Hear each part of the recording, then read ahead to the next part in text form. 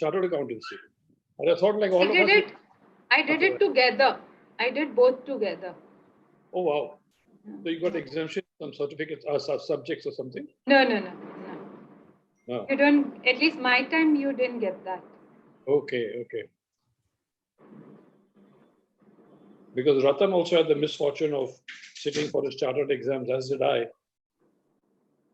So he's I think 3/4 a chartered accountant. I am unfortunately 4/4 a chartered accountant. But this is way back. I think I passed in 76. Yeah, 76. But obviously you didn't need that degree to make money. No, I mean, having a degree is the worst way to make money, actually. Actually, you made it as a chartered accountant, you'd have to have made money for other people. Now you're making it for yourself. No, it doesn't work that way. If you're a chartered, you have to hide the money for the other people. Okay, all right. One of the people, when you ask a chartered accountant how much is 2 + 2, he stops and says, how much do you want it to be? So, that's what chartered accountants are very good at. Of course, unless you're in the banking industry, in which case it's a totally different ballgame. But I was intrigued. Why did you get into banking from chartered accountants? I thought you'd have done a banking exam and then risen from there. Not a chartered accountant in banking. Yeah, those days I did my articleship with Mr. Maligam. So he actually, after I qualified, I went to him saying that I've got these offers. Which one would you suggest? And he said, go to ICICI. And that's how I landed up. Okay. So, yeah. So he's quite a name. Yeah, he's quite a name. I think he must have done the chartered accountancy the same time as I did it. How old is he now? About 67, 68? No. He must be 80. 80? Yeah. Well, since I don't think he failed a few times, he's obviously much senior than I am. Yeah. Wow. Okay. We can start. It's 1:45. Yep, Yeah. I'm ready. Sure. Yep, we are live. So all of you can start. I'm going to be on the chat, but I'm going to make myself invisible and muted. So in case there's a technical issue, I'll re-emerge. Thank you, Radha. All right, all the best. Okay.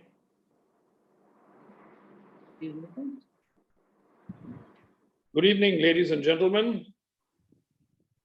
It's a pleasure to be back with all of you. And it's an even greater pleasure for me to introduce Bachi Karkaria, who is my co-host for this evening. We are having a program where we are going to be interviewing Zarin Daruwala. She is the CEO or the Chief Executive Officer of Standard Chartered Bank. Earlier, she was in ICICI Bank, where she was the president of the wholesale banking division. She's on a number of boards, as you can well imagine. And well, we've got Zarin with us. So rather than me talk about her, let's get her over here to introduce perhaps herself slightly, and then we can get the question and session underway. So Zarin, why don't you get going? Okay. I'm Zarin Daruwala. I'm a chartered accountant and company secretary. I was asked the question, why did you go to banking post doing your chartered accountancy? Actually, I did my CA under Mr. Maligam, who in those days was an iconic figure, still is in the chartered accountancy field. And after I finished my CA, I went to him seeking his guidance because being a rank holder, you get offers from various institutes, from various companies. And he suggested that go and join ICICI. It's a good place for women. And that's how I landed up in ICICI. I spent over 26 years in ICICI. And then I moved as CEO of Standard Chartered Bank. Wow. Well, that's a career to be envious of, isn't it?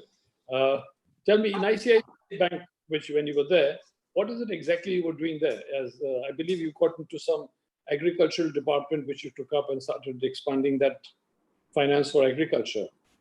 Can you tell us something about that background? Yeah, sure. So I joined ICICI in 1989, and I was in a department called corporate planning and resources. And in 92, I moved to the first joint venture of ICICI with JP Morgan. It was the first joint venture in the financial services space. And till 98, I was in ICICI Securities. I moved back to ICICI Limited. And in 2002, when ICICI merged with ICICI Bank, I was asked to set up the rural and agri business of the bank. Banks have to do something called priority sector lending, which is rural lending. And because ICICI became a bank, ICICI had to fulfill those statutory requirements. So that was one of the most exciting stints I did because I didn't know anything about the rural and agri business. And I started with a team of hardly 6-7 people.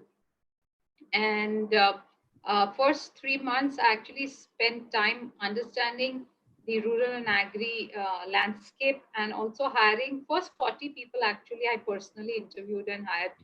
And after that, after I understood the business, I actually spent 3 years in that business. I turned around, those days ICICI had acquired Bank of Mathura. I turned around the rural branches, which were loss making. I set up the first rural ATM in India. Those days in 2002, we dispersed farmer loans. Zarin, where exactly was this ATM? In which? It was in EID Paris factory, a sugar factory. Where? In Tamil Nadu. So that meant that you had to spend quite a lot of time in rural areas, and as a city animal, I mean, how did you adjust? What was the most challenging part of rural life, if I may say so? So I don't think that it was. I mean, it's a mindset. You know, if you start it those days, of course, we didn't have even good roads.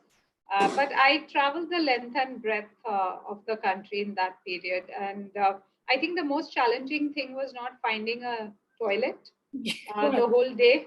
But other than that, I don't think food and all was okay. Did you find people in the rural areas? I mean, what was the most striking change that you found between your city people and even the people you worked with in the rural areas? I think those days the poverty level was quite striking when you travel, and I think the lack of infrastructure, the roads, etc. This was in way back in 2002 to 2004, so it's 15 plus years back. And also, I think it was all about technology had not penetrated rural areas. So we dispersed in those days loans to farmers through the ATMs because ICICI didn't have so many branches. So we put up an ATM and the farmers on their card had the loan amount was loaded on the card and they could go to the ATM and withdraw their loan amount in cash from the ATM. So those kinds of things were done. We had done warehouse receipt financing where farmer can go and put his produce in a warehouse and against the warehouse receipt, we would lend. So we did a lot of creative stuff. Turning around Bank of Mathura, about 100 plus branches were loss making, turning them profitable in 2 years. So very exciting stint. So what was the trick really? What really, if you had to kind of talk of two, three things that I did. First, I computerized the branches. They were manual. The second thing, we found that they were only doing liability products. They were not doing lending. So we made them do simple lending products like gold loans. Very simple because the caliber of the people there and the age profile was, they were all 50 plus. I was young that time. And I was in my late 30s when I started out. And all the people were 50 plus in Bank of Mathura. So we also did a voluntary retirement scheme. So it helped us bring some fresh blood. And I think within 2 years, we managed to turn around almost 80-90% of the loss-making branches to profit-making. So there were some branches which were really, really in the remotest possible location. But also we got them very actively involved in doing microfinance lending. joint liability groups. Right. They did a good job of that. Yeah. So few things, and the branches started turning around. Did being a woman be a hindrance or an asset? And a young woman. I don't think it's a hindrance or an asset. Actually, in ICICI, most I meant men. in the rural. No, in ICICI, actually, there's so many women at the top that most men who work in ICICI are quite reconciled that at some point they'll work under a woman boss. So I've never seen that being an issue at all in my entire career of people sort of being resentful of working under a woman boss. So the banking sector seems to have a disproportionate number of women at the top. Most of them very well known, well regarded. Some like your notable, like your former boss, not that not having kind of fallen off the map, as it were. So what is it about banking that makes women get to the top more easily than other professions? I think women have done well in the services sector. It's not only banking, though banking gets talked about more. If you see the IT services, you'll see a lot of women. IBM's India CEO Right. was a woman, Vanita Narayan. You look at a lot of tech companies, they have women CEOs globally and in India. So I think women do well in a services kind of environment. Is it because there isn't legacy and, which there is in the brick and mortar? No, I think it's much easier for women to excel in an office kind of environment there than on the shop floor, because the counterparty that you're dealing with is also a professional at the other end. So it's much easier on the woman in terms of um, it's just a more congenial environment to work. Services sector, I would say that's why women have done well. Noomi, do you want to ask, or can I just ask one more question about women? And that is that you've said that by 2020 you want 30% of your senior positions to go to women. So is it that it can work both ways? So I presume these women have all been groomed for the top. Because that's always the argument, that they say that, well, women are not at the top because they haven't been groomed along the line. So what is it that, how do you kind of mentor? Do you sort of have systems in place for this? So StanChart is a very women-friendly bank, and so was my earlier organization. So there are many things that are done to take care of the women. So one thing which we do, which not too many organizations do, is we have a creche in our Bandra Kurla office prime property. Yeah. And we have about 50 children just in Bandra Kurla. We have that in other locations also in Delhi and many other metros. It helps women when they are sort of at that cusp where they find it difficult otherwise to leave the baby at home. We also ensure that when a woman is kind of pregnant or goes on a maternity leave, one, of course, she gets 6 months maternity leave, but when she comes back, she gets a good enough job, even if the same job is not there waiting for her, or her rating is not docked just because she's been away for 6 months. So those kinds of sensitive things are done. And also there's a separate focus on grooming leadership. So women leaders, people who are doing well, women who are doing well, they are separately sort of groomed. There is sometimes a mentor also.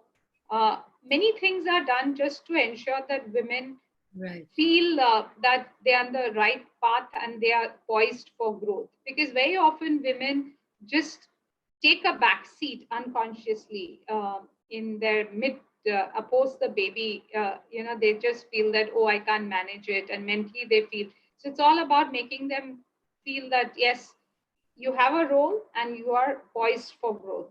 That self-belief is very important. Yeah, that's very good. Yeah. Noomi? Yep. Zarin, tell me, what do you think is your success mantra? How is it you managed to grow so fast and so well, so consistently? So I would say more than success mantra, I've been very fortunate to have very strong leaders with whom I've worked. And it starts from the time I joined ICICI. The chairman was Mr. Wagul. And Mr. Wagul, for people in banking, absolutely, he was an iconic figure. He became chairman of Bank of India at the age of 40 years old. That's a record I don't think which has been broken in the public sector banks. And when he came to ICICI, again, he was in his mid 40s. That's the kind of personality I happen to work with. Mr. Wagul actually was a visionary. A lot of companies were floated by Mr. Wagul. For example, CRISIL today was floated by Mr. Wagul. ICICI Ventures was floated by Mr. Wagul. ICICI Securities was floated in Mr. Wagul's time. So he was a visionary. And I think seeing him, one quality that stood out about him, despite his success, he was very rooted and very humble. For me, it's been about observing the things about the bosses I worked with and trying to sort of imbibe the best out of those. I had another boss, my immediate boss was a lady called Lalita Gupte. When I joined, she was a deputy general manager. She went on to become the joint managing director of ICICI. And she had a very, style, she would pick out even one error if there was one in the letter or any presentation. And I learned to actually, I have an eye for error thanks to her, having worked with her. So even if there are 100 pages, I can pick out that little error that is there in anybody's mail or text or Word document or PowerPoint presentation. So that, having worked, and Mr. Kamath, of course, Mr. Kamath's personality was very tough, zero tolerance for error. And he was a visionary, and he was again an institution builder. He floated ICICI Prudential, ICICI Lombard was floated. Mr. Kamath was the person who actually, the credit card boom that happened thanks to Mr. Kamath's vision on the whole credit card industry. The ATMs, he floated ICICI Bank, which was the first, amongst the first private sector banks. So having worked with people who have been very successful, I've tried to sort of try and imbibe in myself some of the best qualities of these people. And 2-3 things that I find works for me. One, I'm very decisive. I just take decisions all the time. I don't procrastinate.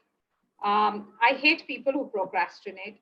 Second thing for me is I never give up. For me, there's nothing like can't be done. Everything can be done. Find me a way how it can be done is my answer to all the people who work with me. And the third thing is about staying rooted. And last, of course, is I never feel shy saying I don't understand. Tell me what this is, because I don't think one is expected to know everything, but it's very important as a CEO before you're taking decisions that you understand everything and then take a decision so that you understood the implications of things. So. Wow. What did you learn from Chanda Kochar? So Chanda had a very, she had an enormous ability to absorb stress. And she could actually absorb stress like a sponge, and she wouldn't show it. And she also had that amazing ability to operate at 30 feet above the ground and 30,000 feet above the ground. So some of those things I've learned. I was not great at handling stress, but after I started working with Chanda, I learned how to be kind of a little removed from this thing and be a little dispassionate about not having things affect you. So I've learned that from her. Can you give us an example really as to how you can be dispassionate and detached from stress So I, of course, do yoga. So that helps for sure, and meditation sometimes. But it's about not 100% of your decisions will go right, and there are 100 every day. There's something that goes wrong. Yeah. You're right. I mean, like the COVID kind of situation. Yes. Now you can't keep letting all of that affect you, because then your rationality of decision making goes away. So it's about trying to be a little, I can't say detached, but trying to be a little dispassionate so that you make the right decisions. To me, that's very important. Right. That comes as a bit of surprise because, well, women are known to be highly emotional and therefore, highly involved. But you're saying that one of the keys to success is to remain uninvolved, detached, make an objective. Not uninvolved, but being a little less emotional about things, because then you're much more rational in your decision making. Now, I had seen an earlier interview of yours where you had put a great deal of stress on mentoring. You thought mentoring was a great thing. In your life, have you had somebody mentoring you? Besides, of course, Mr. Maligamwala. No, Mr. Maligam didn't mentor me. He just guided me well. But no, I don't think in ICISI we had a formal process of mentoring. As I said, it was all about observing these great leaders and trying to learn from their what the best that you can. So a lot of learning for me has happened in the board meetings when Mr. Kamath used to chair the board meetings, and the committee meetings where Mr. Vagul used to be there. There are a lot of learnings that came, and you soak it in. So do you follow a process of mentoring for your staff or your colleagues? No formal mentoring, but I definitely give my style of sort of making people become better is I give feedback. I believe a lot in giving feedback, and very often instant feedback. Somebody has done something wrong, I call that person to my room and tell what that person has done wrong and where I expect that person to improve. To me, if somebody knows where they've gone wrong, they're getting an opportunity to become better and correct themselves. Those are important things. At what point do you think people stop looking at a woman along the way as a woman who's the boss or just as the boss? Because one does know that, people say, oh, she's this woman, she's going to be hysterical about it. Oh, she's got all her problems. But at what point does the womanness fade into the background and only the person emerge as the boss? And maybe what is it that you do to let this process happen faster? Frankly, I've never thought about it that way. People have to look at me not as a woman but as a boss. Frankly, I've never thought about it that way because, as I said, I came from an organization where women leaders were very much accepted, and I've never thought of it that I'm a woman. I always look at myself as, I'm the CEO, so I'm occupying the chair not because of this thing, but because I think I'm competent enough to occupy the chair. That's about it. And where do you think you'll go from here? What's your next goal? No, there's no further goal. I think. I'm sure there are always goals, right? No, I frankly am quite happy doing the job that I'm doing. And the goal is how do I make the bank much more profitable? So that's the goal, not in terms of my personal growth or anything, because I think there's nothing more to grow from where I am. But yeah, it's about how do I make the bank much more profitable, much more larger, much more relevant. Mm-hmm. Okay. Zarin, talking about profitability of the bank, now we've noticed that most banks are very reluctant to revise their lending rates, even though the prime lending rate may have come down. They carry on charging the smaller companies the same interest that they were until they are absolutely bullied or threatened that, look, we're going to withdraw the account unless you reduce the reduce the interest, and then they do that. So isn't there a sort of dichotomy between a bank trying to make profit and working in a fiduciary capacity with a small borrower or a small company? Frankly, I don't think it's a dichotomy or it's a conflict, because banks have to price the risk that they take of a customer, and every customer comes with a certain risk. And the charging that the bank does is linked to the risk profile. So if it's a AAA customer, they will definitely charge lesser spreads. And if it's a triple B customer, the spreads are much wider. And it's the bank's own judgment as to whether that risk is appropriately priced.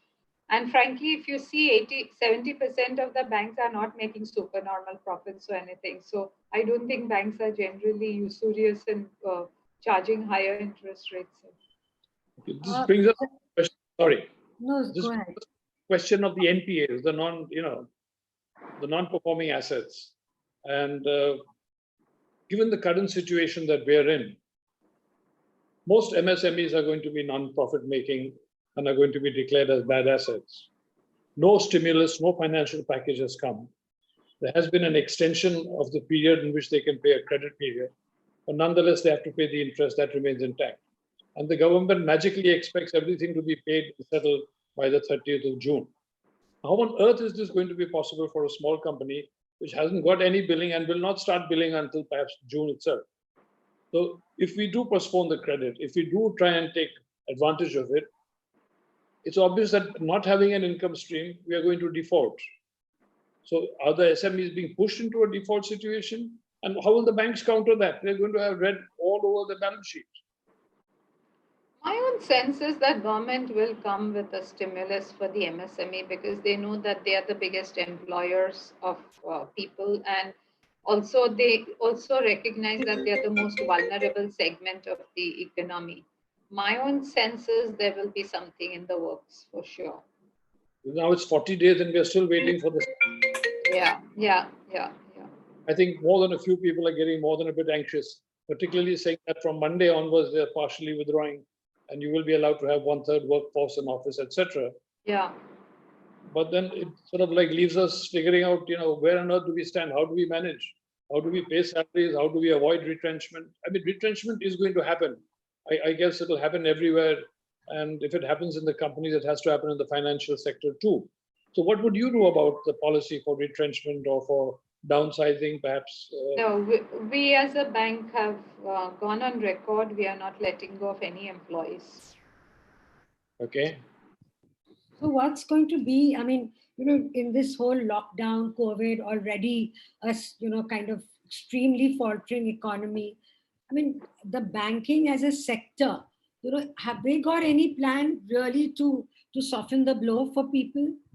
The government may put whatever measures, but banking is a very regulated industry, and Reserve Bank regulates every little thing that the banks do. So whatever the banks will do will be a function of what Reserve Bank wants. At the end of the day, it's boils down to that. It's a very, very regulated industry. Every little thing is prescribed by the regulator. So what would you hazard as really, the way forward? I mean, what are we going to, how big a crisis are we going to face as far as the economy is concerned? And how long will it take for us to wade out of it? My own view is that till the vaccine comes, we are going to have a serious crisis. And clearly vaccine is at least 9 to 12 months away. Even if it's there, how much commercially can you produce of that vaccine? That's the other question. So clearly, I think the next 12 months will be all about how many people who are not essential in office work from home, and how many are essential work in office. I think that will be the next 12 or 18 months way of life. In terms of the economy, clearly it's going to be an extremely tough period. These are 1 in 50-year kind of events that happen. And the worry is about the bottom of the pyramid. I think the others will find ways to survive. The larger corporates are much more resilient, and larger corporates find ways to sort of, either through equity or through bank support. But the bottom of the pyramid, in terms of the daily wage earner, the landless laborer, the one, sole proprietor, to me, that section of society is going to be extremely vulnerable. The other issue is that I think we are right now only looking at the supply side. I don't think anybody's thinking of the demand side.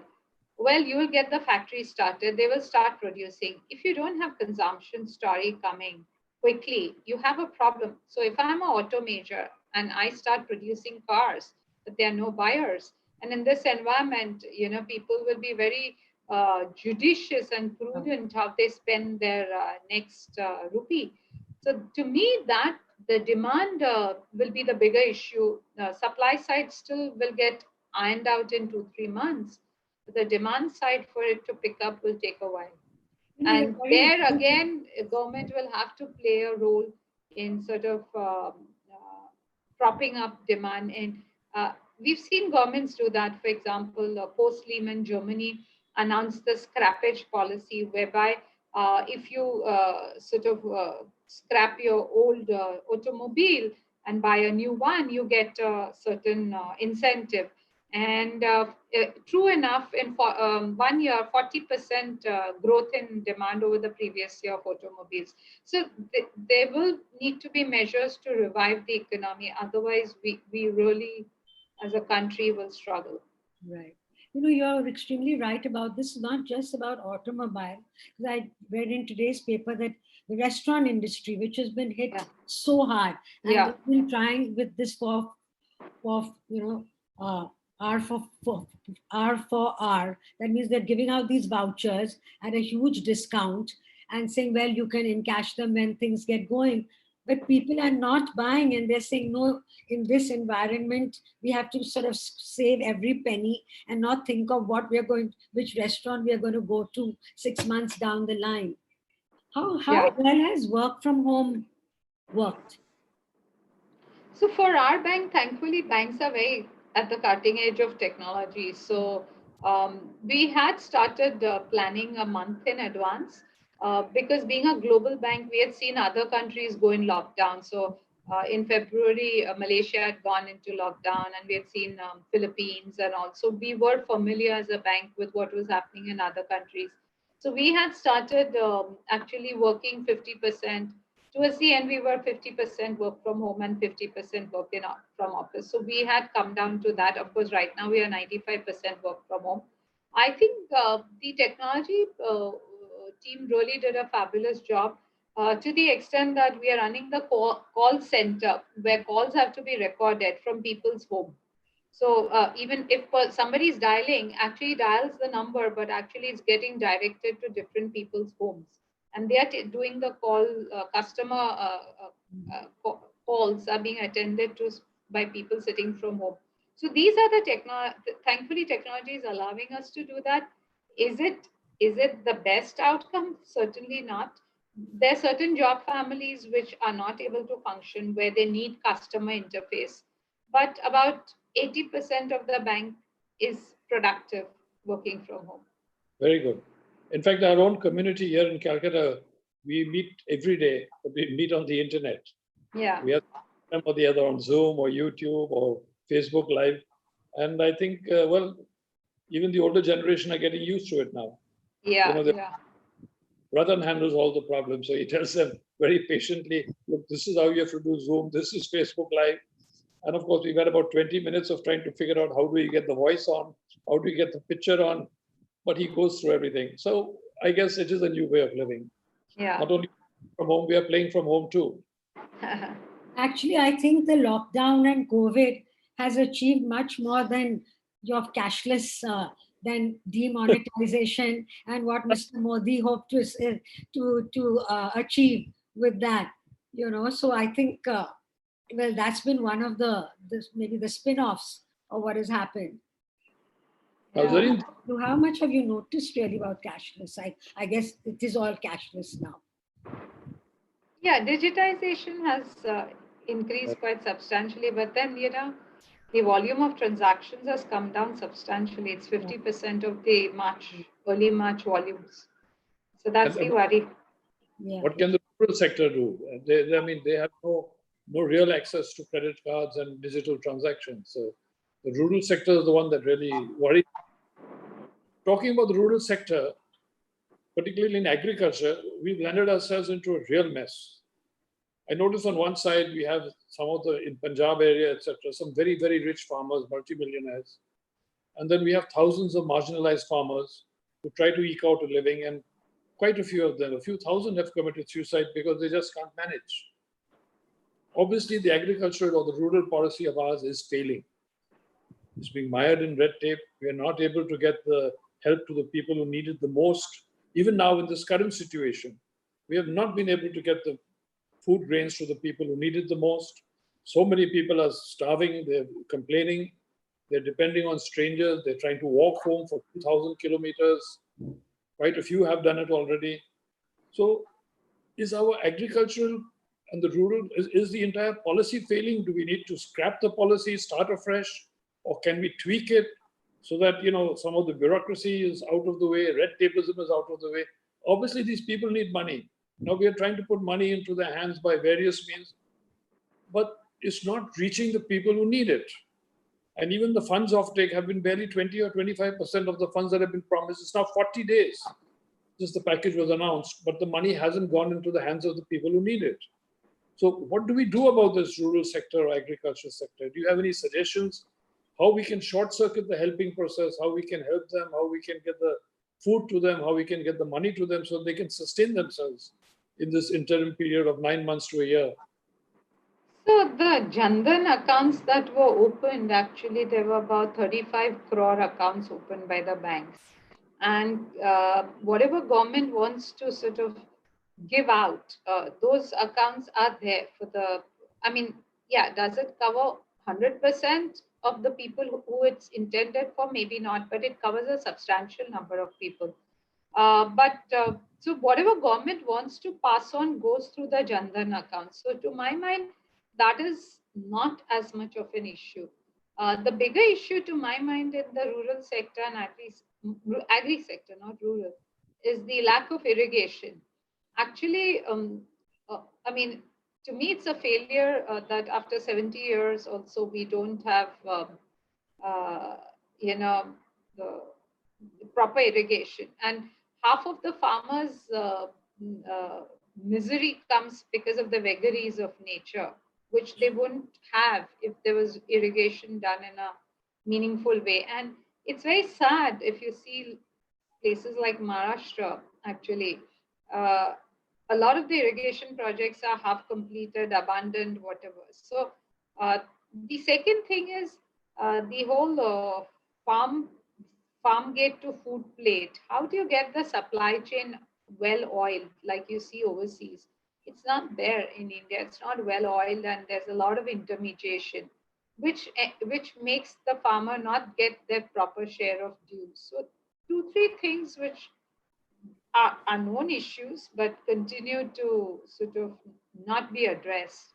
And the other thing that is really wrong, which has happened, is because of food procurement policy, it's all about food grains, and farmers are not producing oil seeds, not producing. So the soil fertility is becoming a real issue, especially in Punjab, where they keep on producing. It's becoming monoculture, and it's wheat and rice only, which is not good for the soil. So yes, there's no rotational. Yeah, there's no rotational. Yeah. On another tack, Zarin, scams were what hit banks the hardest. So what is it that you personally do to kind of ensure that something like that doesn't hit your bank? It's to me, it's all about your internal controls and internal audit, and how strong these departments work, because your governance team should be extremely strong, and that is what makes you sleep well at night. And it's all about investing in that, so that You don't have, and also in a bank, you have maker and checker. Your maker checker should work well. If that collapses, if the maker and checker is the same person, then you have a problem. Can you just explain this maker and checker?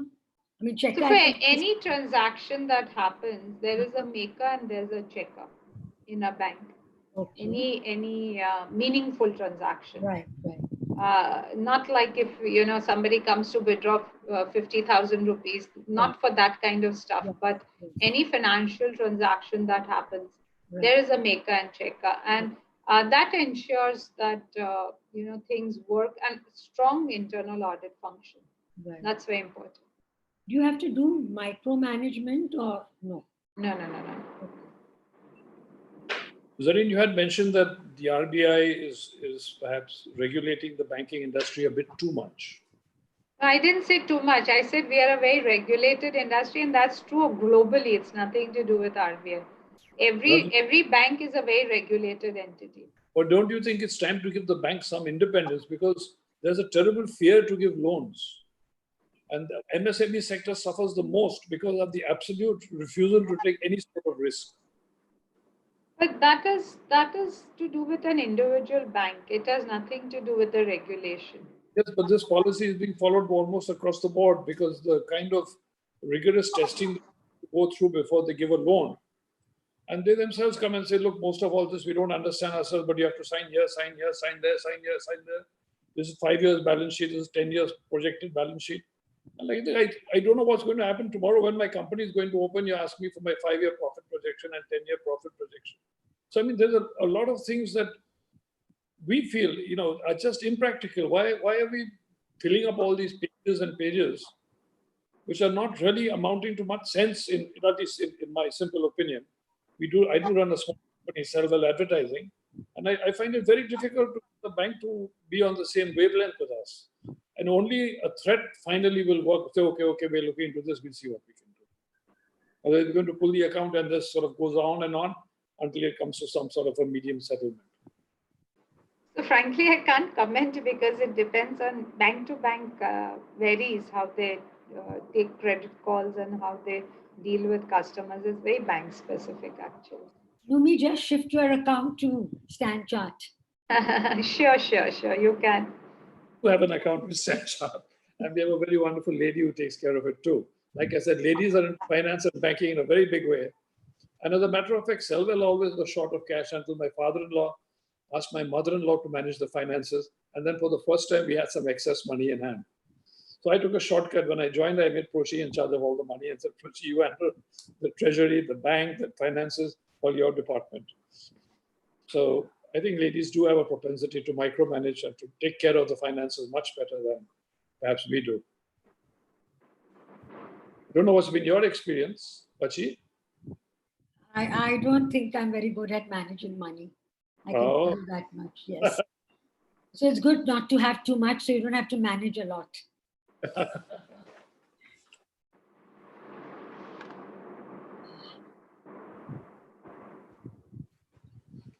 Now, there have been a whole lot of questions which the audience have sent in.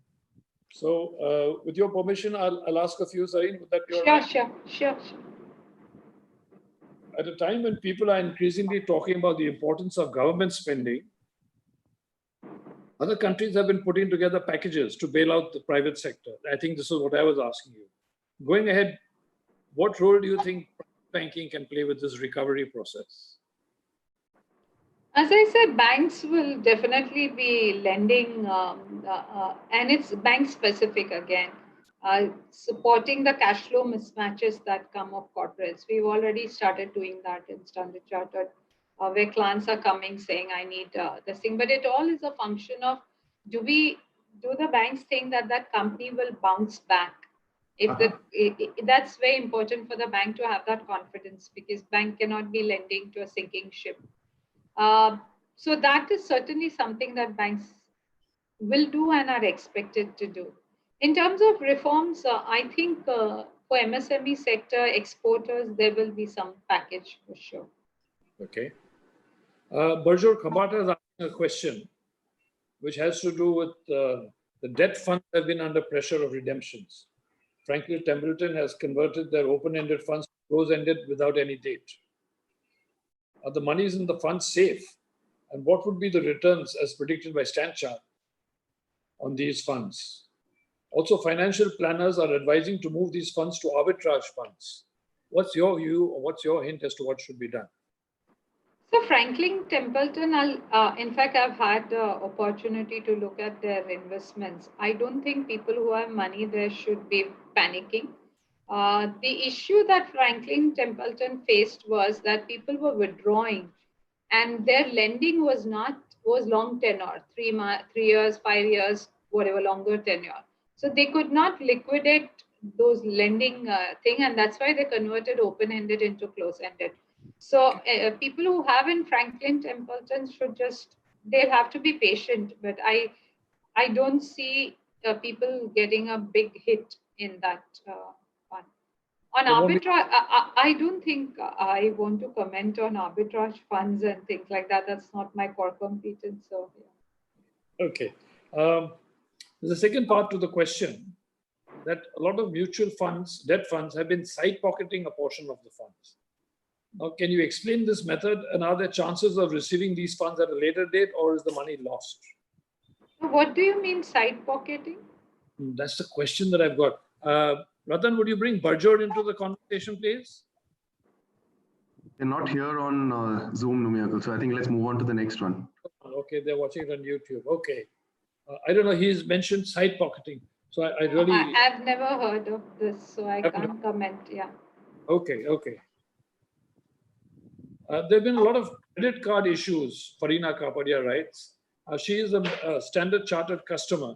So what would you advise your customers, especially those who may not be tech savvy? Sorry, there are a lot of what issues? Credit card fraud issues. Fraud issues. See, I read a lot. Most of the customer complaints that come to me, I read personally.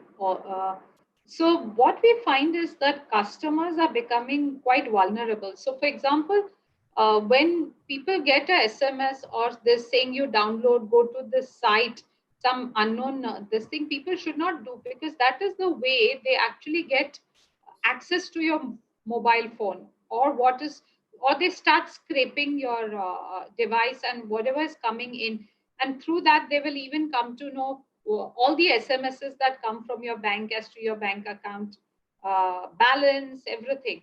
And then what happens is that then they actually when they do use your, so then they know your credit card number, they will actually have access to your device and know the OTP when it comes, and they will misuse your card. So some of these things are very often customers fall prey to it.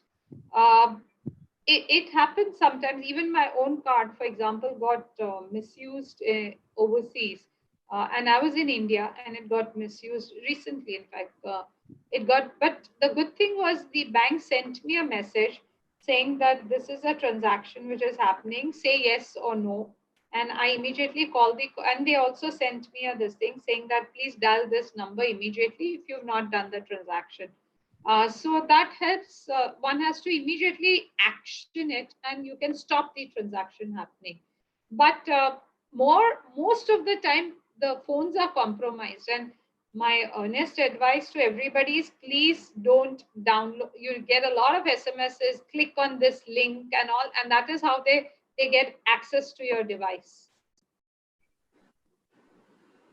We have a young girl who's a young lady, sorry. She works in Citibank herself, and she feels that there's an over-regulated environment which is a hindrance to doing business in India.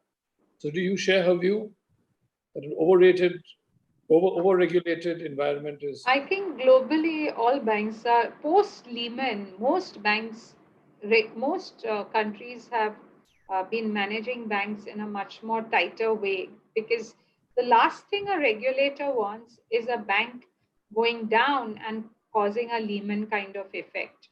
And post-Lehman, I think this has been, to me, over-regulation is there in most countries. India is no different.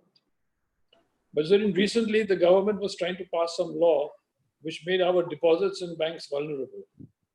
If the bank went belly up, then our deposits were to be treated as the collateral. Yes, but that is there across the world. It's not unique to India. That up to a particular amount, your deposits are protected. Beyond that, if the bank goes this thing, the deposits would get used for handling some shortfall if there was. But that's been put on hold right now in India. That was a very scary thought because it suddenly came to us that look, we have got no control whatsoever over the banking industry. They are taking risks on our behalf with our money, and we are highly vulnerable to it. So, what are we supposed to do? Yeah. But if I may just jump in here, Zarin, we've been talking a lot about banking being such a highly, tightly regulated industry. But banks are the ones that are, going under, not looking at NP. I mean, the NPAs are out of control. And Nirav Modi and all the other scamsters could do it. So obviously, this regulation isn't working. So, see, RBI lays down rules. Now, if the rules are not observed or followed, RBI does do a audit, but then, it comes with a team of 10 people for a bank which has some 1,000, 2,000 branches. It's not practical or feasible for RBI to micromanage banks. And to me, very often it's the controls in the bank which fail, which lands up having somebody misusing the system. Yeah.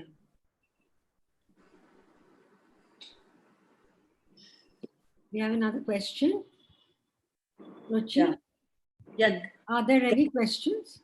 Ask this question. Shouldn't credit rating agencies go easy on developing countries, given that sovereign debt default is probably more likely at this time? Sorry, can you just repeat the question? Shouldn't credit rating agencies go easy on developing countries, given that sovereign debt default is probably more likely at this time? No. I don't think credit rating agencies go soft on developing countries or any such thing. It's just that right now, most rating agencies know that fiscal deficit will be larger than projected for most countries. But it's also about how you get back your fiscal discipline in the subsequent year. That's going to be the key for the sovereign rating. Okay, we have another question from Manoj Sivaya. Just a second. Yeah. He says, in spite of the US being in turmoil, how is the dollar still gaining against the rupee? I don't think it's about dollar gaining against the rupee. It's about rupee being weak because we saw a unprecedented $15 billion outflow in March from the foreign institutional investors and foreign portfolio investors, FPI and FII. And that really triggered the whole rupee depreciation because of that flight of $15 billion in a very short period of time. And that's John's question.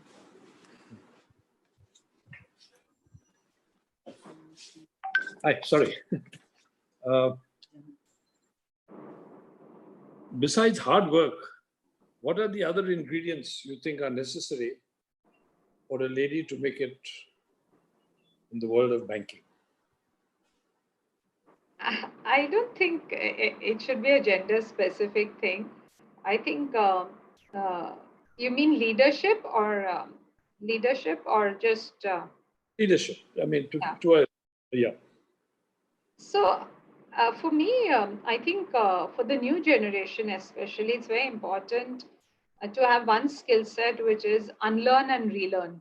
Because whatever they're learning today will be redundant or not relevant in a few years' time. The pace at which technology is changing, the rules of the game, there's certain job families which will cease to exist few years down the line because of artificial intelligence and machine learning. So it's very important for anybody who's looking at climbing the ladder of success to unlearn and relearn. The second important thing is to have the can-do attitude. I think it's very important that you believe you can do it. When you believe you can do it, you'll find ways to do it. And perseverance is important. So, and of course, as a leader, you need strategic agility, you need a vision, you need to empower people, you need to sort of carry the teams along in your vision. So there are many things that you need as a leader. Okay. And Zarin, tell us something about the work-life balance. How do you manage the pressures at home, the work, sometimes feeling of guilt, you're not doing justice to your job, or you're not doing justice to your family? I guess those imperatives are. So I've learned one thing over time, and it's worked well for me, is to compartmentalize my life. So when I'm at work, I don't think home. And when I come back from work, I try and avoid thinking about work when I come home. Because otherwise, if you have both your lives intermingled, you're kind of you're overwhelmed or overworked. Of course, I work long hours, but I try and compartmentalize my life. So for me, 5 days office and 2 days home is what I try and do. So when I'm in office, like I work long hours on Monday to Friday, and then Saturday, Sunday, I do land up doing catching up on reading or whatever. But I try and not do as much intensive work at home over the weekends. I have grown up kids now, but when kids were growing up, I think it was important for me, Saturday, Sundays was all about helping them with their studies and spending time with them. But that used to be on the weekend. Weekdays was all about somehow managing and they were independent to the extent that they would do their homework Monday to Friday. And then Saturday, Sunday, I would catch up with them on whatever they needed. So that's how it was. So what would give us an indication of your normal working day? I mean, when would it start, finish? What would happen in between? So I leave home at 7:45. I come back at 9. Okay. Yeah. So there's a typical and no lunch break. Oh. I do meetings over lunch, internal meetings. I'm working all non-stop. Once I step into office, I'm working non-stop. Has it changed substantially when you're working from home? So in fact, working from home is quite intensive because day starts at 8:30 and ends at 10 in the night, literally, because there are phone calls and video calls, and then I'm clearing emails. The number of emails has gone up substantially because everybody sends you a mail rather than calling you. So then you have to action, and then so it's unending. It's unending. Okay. I'm presuming you didn't have the usual Mumbai commute, which kind of eats up, an hour each way. So I have mornings half an hour, in evenings about 45 minutes kind of commute, which is okay by Bombay standards. Very okay. Very okay. Tell me, as a business leader, what are the positive lessons that you have learned from this lockdown? From this lockdown? Yes.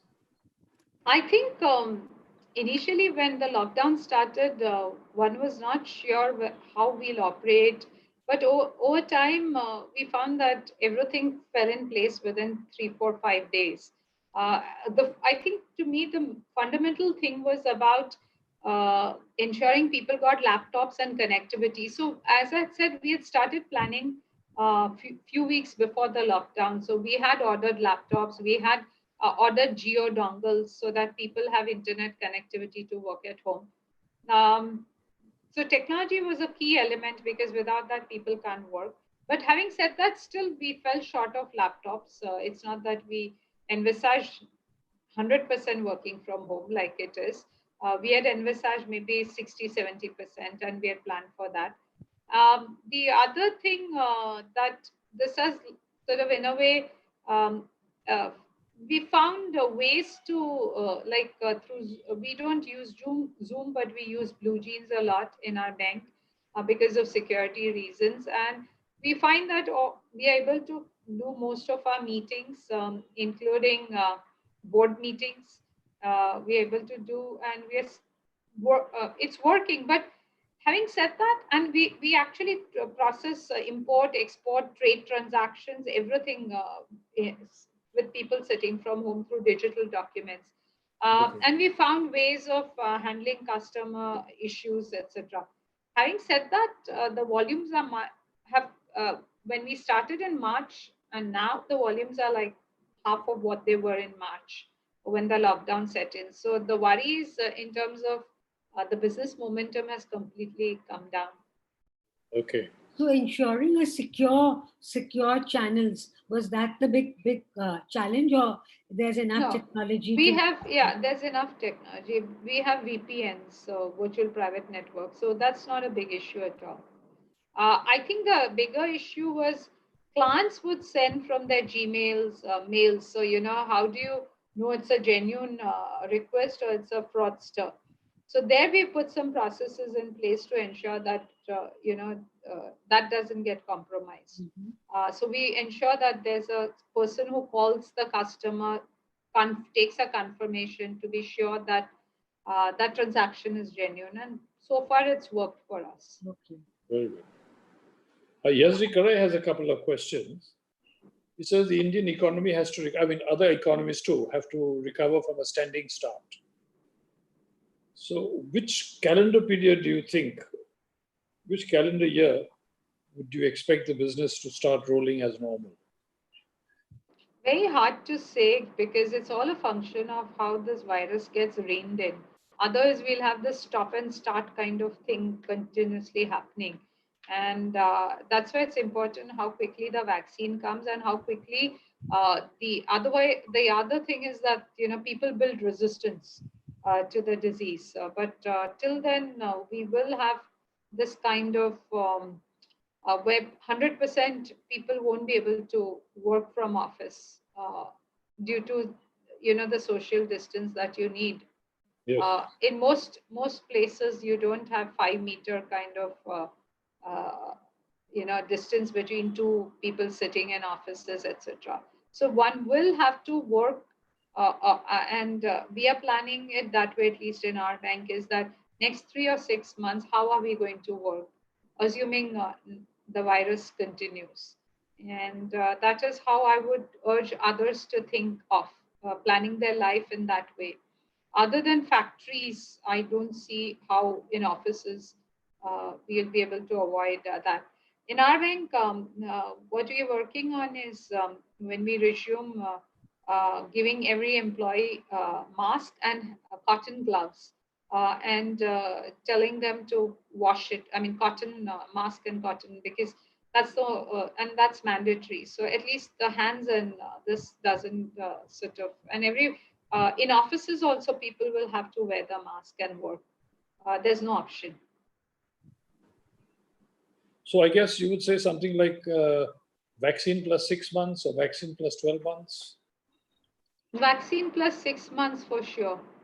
Vaccine plus 6 months. But I think, if I may say so, this whole talk of vaccine, it's everyone's very optimistic, but knowing the kind of history that a lot of vaccines have had, especially with mutating viruses, it's not easy.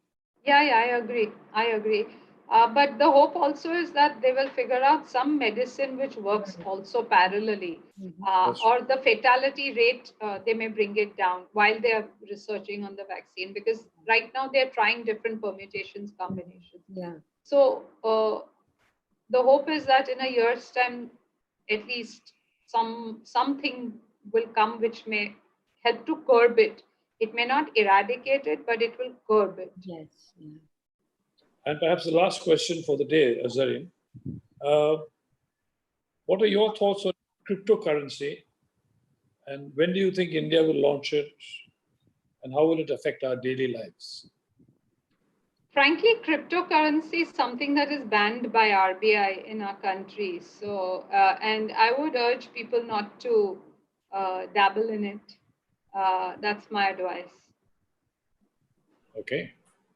You don't think RBI will start allowing it anytime soon? No. Incidentally, Zarin, talking on a much broader issue, we all banks and all people deal in money, in cash. What is that money of ours? What is it represented by? Is it against a sovereign gold that is put somewhere? Is it against silver bullion? Or is it just an empty promise by somebody saying, okay, this money is worth so much? That's it. What? The cash, the currency? Currency itself. Currency is sovereign. I mean, it gets honored. Yes, but is it backed by anything? Earlier, it used to be backed by gold, and we heard stories of Fort Knox holding the gold reserves of USA. But that No, it is backed by Reserve Bank of India. If you see, I promised to pay. So I don't see cash not being honored.